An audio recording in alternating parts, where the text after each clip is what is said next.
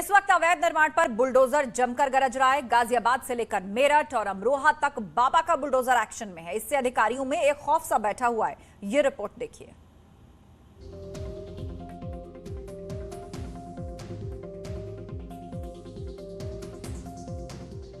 बाबा का बलवान बुलडोजर जब चलता है तो अपराधियों और माफिया में हाहाकार मच जाता है। बुलडोजर अब हथियार बन चुका है उन बदमाशों के नापाक मंसूबों को ध्वस्त करने का जो समाज को खोखला कर रहे हैं। इसी कड़ी में मेरठ के टीपी नगर में बुलडोजर ऐसा गरजा है कि कुख्यात माफिया बदन सिंह बद्दो जहां भी हो उसके पैरों तले जमीन खिसक गई होगी, क्योंकि उसके करीबी अजय सहगल की करोड़ों की संपत्ति को नेस्तनाबूद जो कर दिया गया।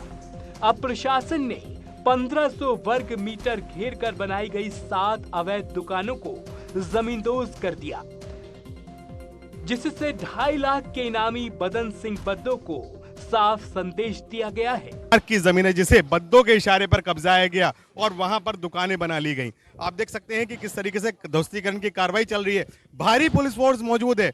मैं आपको तस्वीरें दिखाना चाहूंगा किस तरह से पुलिस फोर्स यहां पर मौजूद है ताकि कोई भी व्यवधान इस कार्रवाई में ना पड़ सके। लेकिन बद्दो कहां है ये आज पुलिस को भी नहीं पता है। आप देख सकते हैं हमारे साथ एएसपी मौजूद है।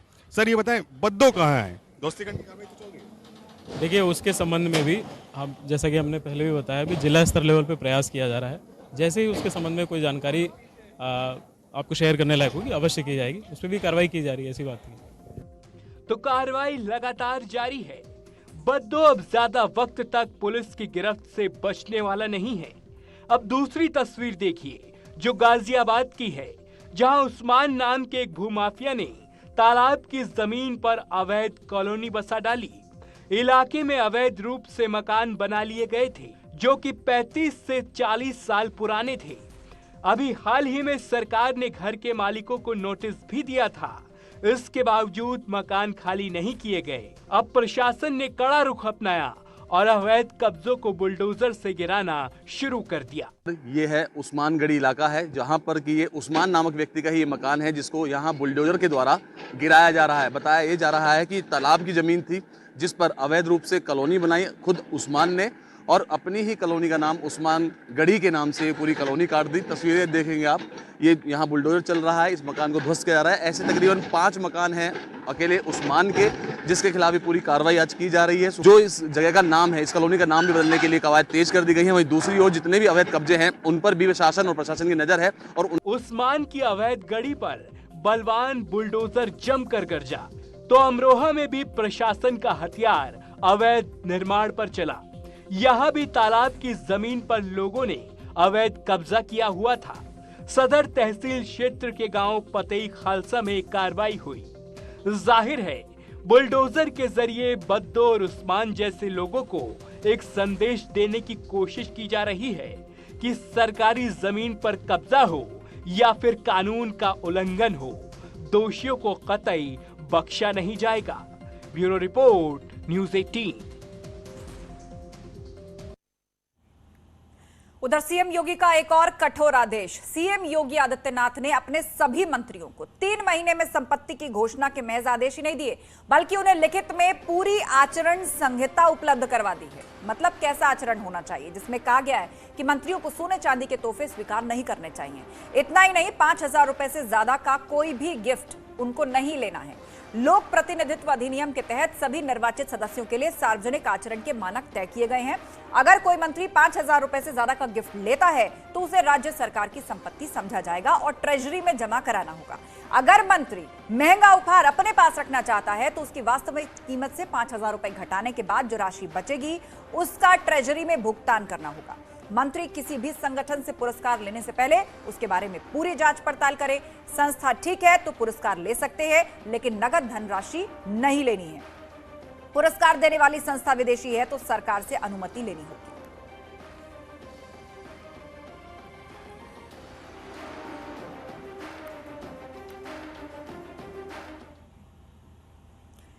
उधर बसपा सुप्रीमो मायावती ने अखिलेश यादव पर हमला बोला है। बीजेपी की वापसी के लिए एसपी जिम्मेदार है, ये मायावती कह रही हैं। राष्ट्रपति बनना मेरा सपना नहीं है और अफवाह फैलाने से बाज आए समाजवादी पार्टी।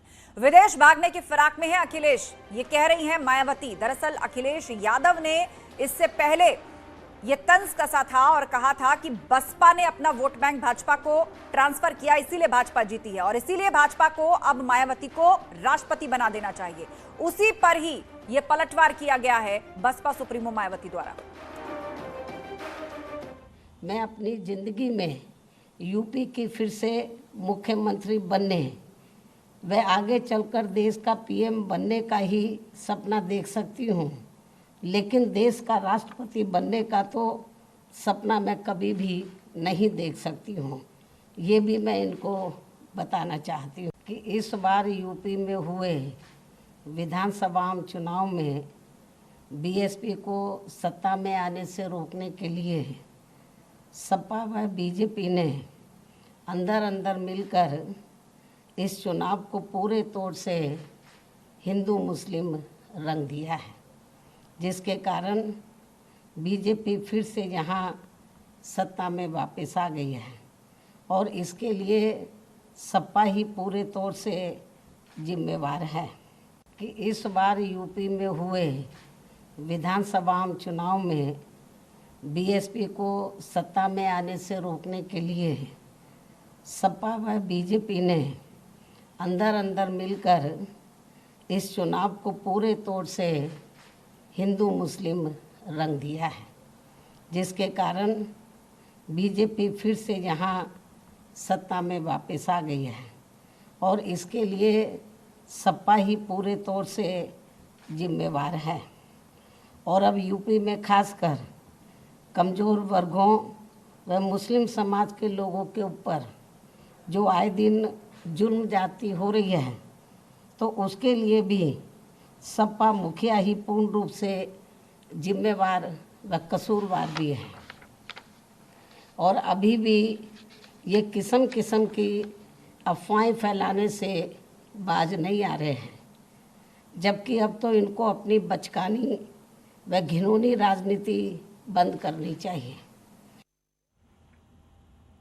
दरअसल लखनऊ में बीएसपी महासचिव सतीश चंद्र मिश्र और बीएसपी के एकमात्र विधायक उमाशंकर सिंह से मुलाकात हुई। इस मुलाकात के बाद लगाए जा रहे तमाम कयासों के बाद बीएसपी अध्यक्ष मायावती ने यह बताया कि स्मारकों के रखरखाव की मांग को लेकर यह मुलाकात की गई है। लखनऊ में मुख्यमंत्री योगी आदित्यनाथ से मिले हैं सतीश चंद्र मिश्रा, जो कि बसपा के महासचिव हैं। बीएसपी विधायक उमाशंकर सिंह भी इस दौरान उनके साथ थे।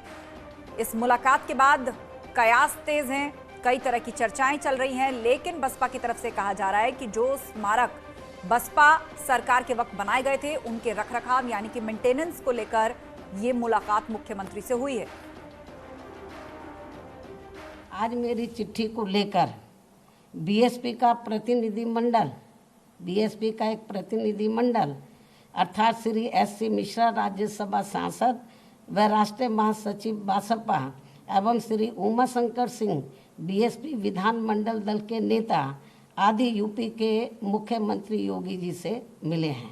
इन स्थलों को लेकर इस संबंध में मैंने चिट्ठी लिखी मुख्यमंत्री जी को और इन दोनों को मैंने भेजा, आप चिट्ठी लेकर जाओ और उनको डिटेल में इन स्थलों की जो खराब हालत है उसके बारे में अवगत कराओ। उधर आगरा में रेलवे अवैध निर्माण को लेकर बेहद सख्त है। मंदिर के बाद अब एक मजार को नोटिस जारी किया गया है। आगरा के कैंट स्टेशन के पास बने एक मजार के सज्जादा नशीन को नोटिस जारी करके 13 मई को बुलाया गया है। रेलवे के संपदा अधिकारी ने रेलवे कर्मचारियों और सज्जादा नशीन दोनों को ही बुलाया ताकि यह तय हो सके कि जो मजार बनी है वो अवैध है या नहीं। जमीनों पर अवैध कब्जे को लेकर रेलवे प्रशासन इन दिनों बेहद तेवर दिखाई दे रहा है। अब आकर रेलवे विभाग ने एक मजार को नोटिस दिया है। ठीक पीछे आप तस्वीरों में देख सकते हैं, ये वही मजार है जिसको रेलवे विभाग ने नोटिस जारी किया है। रेलवे विभाग का मानना ये है कि ये मजार अवैध तरीके से बनाया गया है, जो रेलवे की जमीन है उस पर अवैध निर्माण किया गया है। हालांकि इस पूरे मामले जो नोटिस दिया गया है वो यहाँ के सज्जादा नशीन है उनको दिया गया है। इसके अलावा जो रेलवे के अधिकारी उनको भी दिया गया है। संपदा अधिकारी ने दोनों से यह पक्ष मांगा है कि आखिरकार ये जो मजार बनी है इसकी स्थिति क्या है। आने वाली जो 13 तारीख है उसमें दोनों पक्ष शामिल होंगे और अपना अपना पक्ष रखेंगे। बगल में ये कैंट स्टेशन है, उसके बिल्कुल नज़दीक ये दरगाह बनी हुई है, मज़ार बनी हुई है। तो कुल मिलाकर ये अभी ये माना जा रहा है कि ये जो निर्माण है अवैध है, लेकिन जो 13 मई आने वाली है उसमें दोनों पक्ष अपना पक्ष रखेंगे और बताएंगे कि ये क्या वाकई अवैध निर्माण है या निर्माण पूरी तरह से सही है। आरिफ खान, न्यूज़ 18, आगरा। और वक्त एक ब्रेक का हो गया है, जल्द लौटेंगे, कहीं मत जाइएगा।